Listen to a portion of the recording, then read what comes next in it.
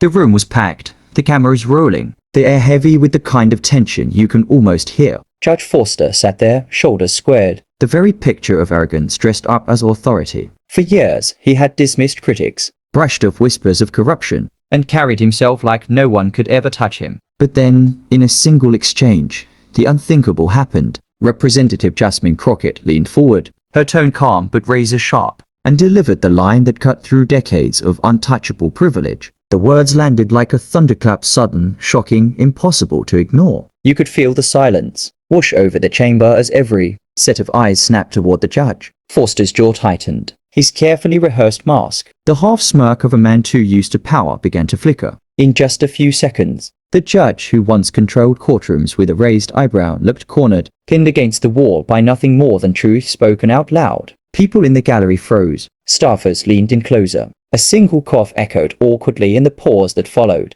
The tension wasn't just in the air. It was in the way the entire room seemed to hold its breath, waiting to see whether Forster would fight back or crumble under the weight of Crockett's precision. Strike. And that's the magic of a true mic drop moment. It's not shouted. It's not performed. It's delivered with the quiet confidence of someone who knows they're holding the receipts. Crockett didn't need to raise her voice. She didn't need theatrics. The calmness in her tone was louder than any insult Forster had ever thrown. In that instant, everything shifted. The old story, the one where the powerful protect themselves and the public gets fed excuses, was beginning to collapse. What viewers saw was more than a heated exchange. It was the first crack in the armor of a man who had built his entire career on being untouchable. And yet, as stunning as this takedown was, it was only the beginning, because what happened next would ignite a firestorm across the country. To understand why that single exchange hit like a lightning bolt, you have to step back and see the battlefield it played out on.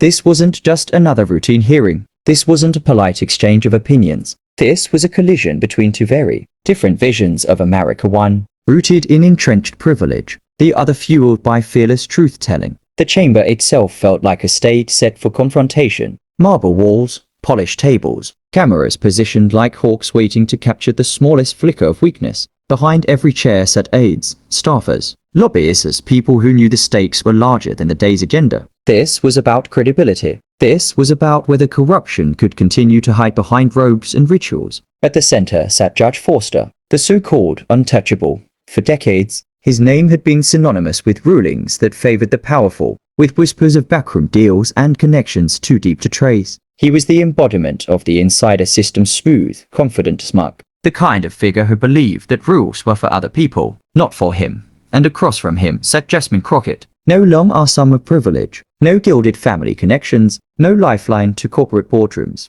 Instead, she carried something far more dangerous to the powerful: authenticity. She was sharp, grounded, and unwilling to play by the script that had protected men like Forster for generations. She had the law on her side, but more importantly, she had the people. That contrast was the real drama. On one side, a judge who represented everything Americans feared about corruption, arrogance, insulation, a career built on favors. On the other, a representative who embodied the possibility that truth, if spoken clearly enough, could still pierce the thickest armor of power. Every word exchanged wasn't just Crockett versus Forster. It was integrity versus decay. It was the rising voice of accountability against the withering stench of corruption. Viewers who tuned in weren't just watching a debate. They were watching a system being tested. Would truth bend? Or would arrogance finally be held to account? The stakes reached far beyond the walls of that chamber. If Crockett failed, the message would be clear.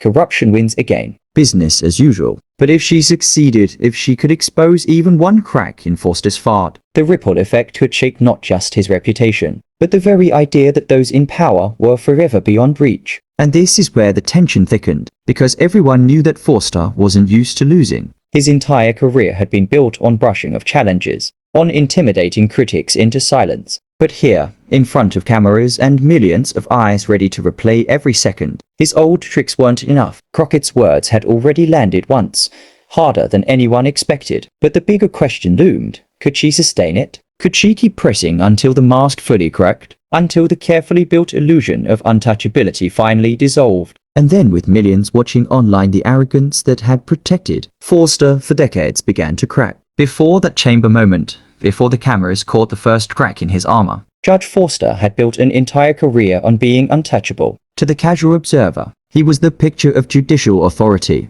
tall, composed, speaking in that measured cadence judges perfect over decades on the bench. He carried himself like a man who believed every ruling was history, and every decision beyond question. But behind that polish was a career riddled with shadows. Forster's rise had been fast, almost suspiciously so. Fresh out of law school, he was plucked from obscurity and given opportunities that other young attorneys could only dream of. Clerkships with powerful judges, positions on committees that mysteriously opened just when he was ready to climb. His ascent wasn't built on the long grind of justice, but on the smooth escalator of connections. And those connections had strings. Whispers followed him, rulings that disproportionately favored corporations over workers, developers over communities, the powerful over the powerless. Time and again, watchdog groups flagged his conflicts of interest. Yet somehow, every challenge slid off him. He was always protected, always shielded. His allies in politics and business ensured that nothing stuck. It created a persona. Forster the unshakable. Forster the man no one could pin down. In hearings, when pressed on questionable decisions, he didn't just answer, he smirked. That smirk became his signature, a symbol of how deeply he believed he was above consequence. To critics, it was infuriating. To his allies, it was reassuring. And to him, it was a mask. But arrogance has a way of eroding foundations.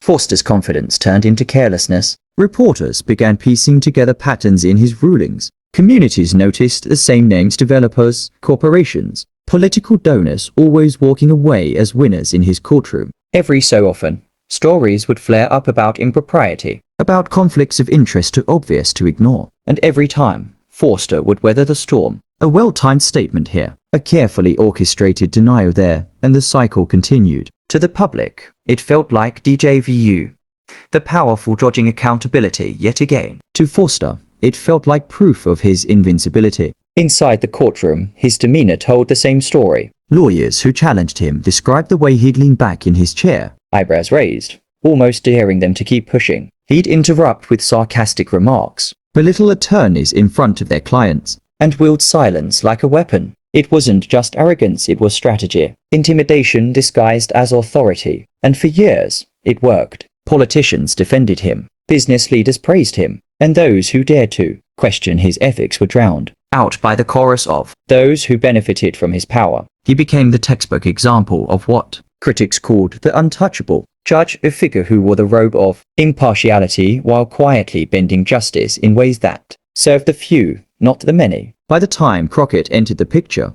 Forster wasn't just a judge. He was an institution, the kind of man who walked into hearings knowing the outcome before the first word was spoken. He didn't just expect deference, he demanded it. But there's something dangerous about believing your own myth. Forster had spent so long being told he couldn't be challenged that he stopped preparing for the possibility. He stopped sharpening his defenses, stopped hiding the arrogance that once simmered just below the surface. It began to spill out openly, the dismissive tone, the sneering put-downs, the brazen confidence that no one could touch him. And that's the tragic flaw of every villain in a courtroom drama.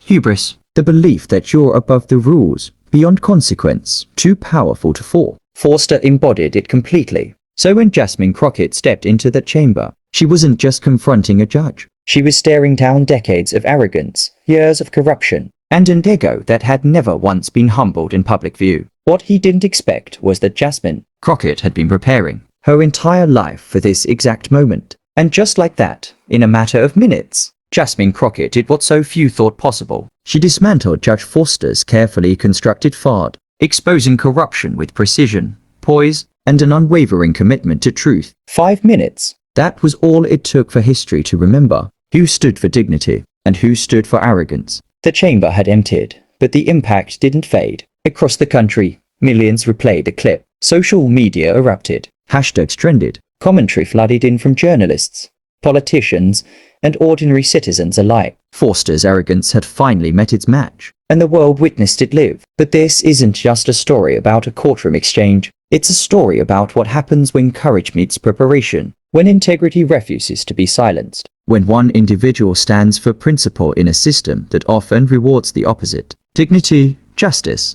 and truth can still triumph, even when the odds seem insurmountable. And that's the message you should carry with you today. The fight against corruption injustice. And complacency isn't just in courtrooms, it's in every choice we make to speak up, to hold power accountable, and to refuse silence in the face of wrongdoing. So don't just watch this story. Be part of it. Share it. Talk about it. Subscribe to join a community that refuses to let arrogance go unchallenged, that celebrates courage over convenience, truth over pretense. Because when people like Jasmine Crockett rise to confront corruption, they remind us all that accountability is possible, integrity matters, and dignity will always triumph over corruption. The question now isn't what happened in those 5 minutes. It's what you will do with the courage to stand up next.